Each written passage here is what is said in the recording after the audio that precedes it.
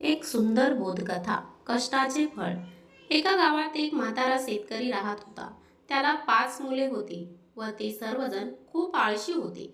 त्यांना कष्ट करणे अजिबात माहीतच नव्हते.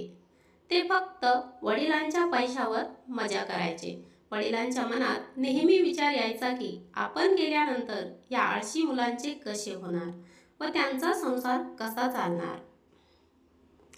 यावर त्या शेतकऱ्याला एक कल्पना सुचते व ते एक दिवशी 5ही मुलांना जवळ बोलवतात व त्यांना सांगतात की आपल्या पूर्वजांनी शेतामध्ये एक सोन्याच्या नाण्यांनी भरलेला हंडा पुरलेला आहे.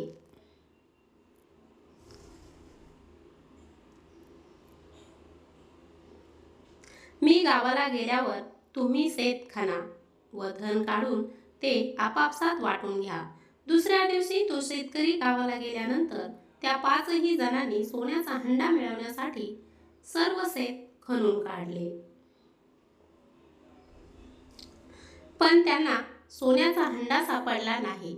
मग त्यांनी विचार केला की एवढे शेत खणले आहे तर यात धान्य पेरावे. म्हणून त्यांनी तेथे धान्य पेरले.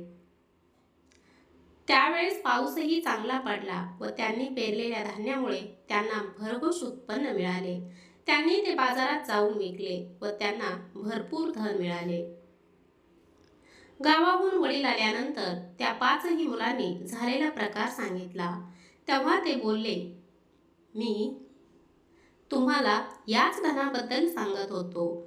जर तुम्ही अशीच मेहनत केली तर तुम्हाला दरवर्षी असेच धन मिळत राहील. तात्पर्य: कष्टाचे फळ नेहमी गोड असते.